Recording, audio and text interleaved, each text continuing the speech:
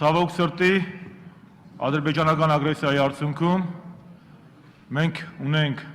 մարդկային կորուստներ, մարդկային զոհեր, թե քաղաքացիական բնակչության եւ թե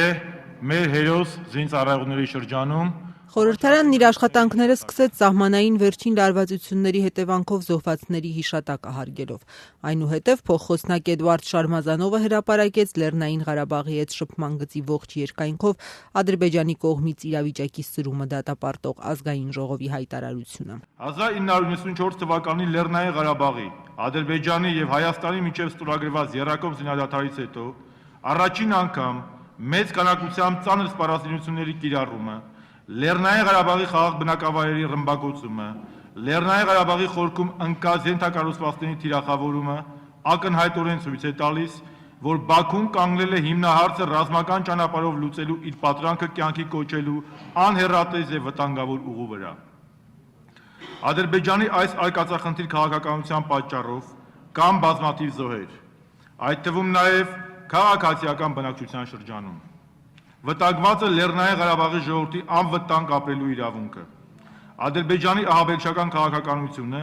լուրջ սպառնալիք է տարածաշրջանային անվտանգության համար։ Ադրբեջանի բռնապետական ռեժիմը տառապելով իր իշխանությունը ամեն գնով պահպանելու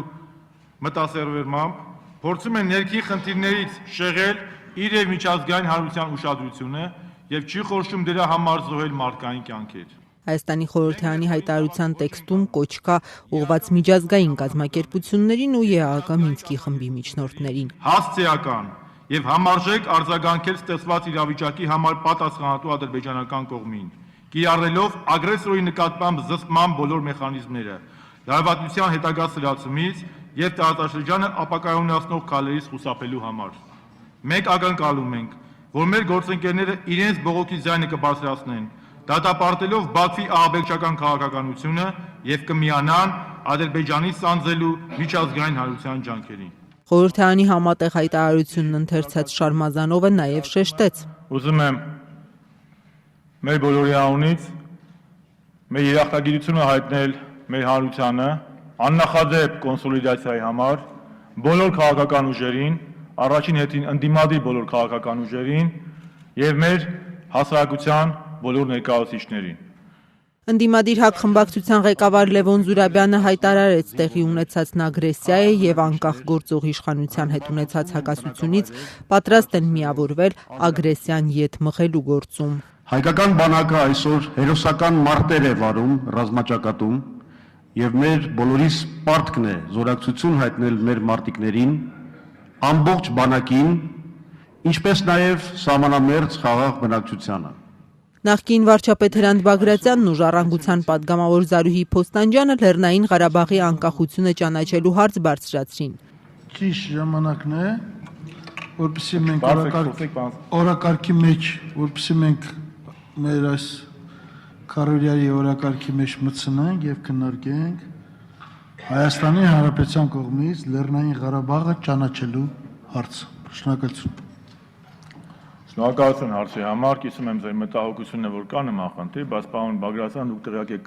որ Հայաստանի Հանրապետության նախագահի գլխավորությամբ տեղի ունեցել անվտանգության խորհրդի նիստ, Հանրապետության նախագահը հանձնարարել է արտգործնախարարությանը աշխատել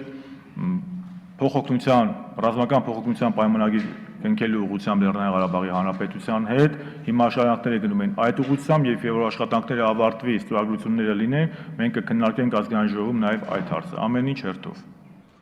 Առաջիկայում Ղարաբաղ-ադրբեջանական շփման գծում ստեղծված իրավիճակը պատգամավորները կքննարկեն նաև Պաշտպանության նախարարության եւ արտգործնախարարության ներկայացուցիչների մասնակցությամբ փակ հանդիպման ընթացքում։ Առաջարկն ընդդիմադիր պատգամավորներինն էր, խորհրդարանի հանրապետական ղեկավարությունը անմիջապես դրական արձագանքեց դրան։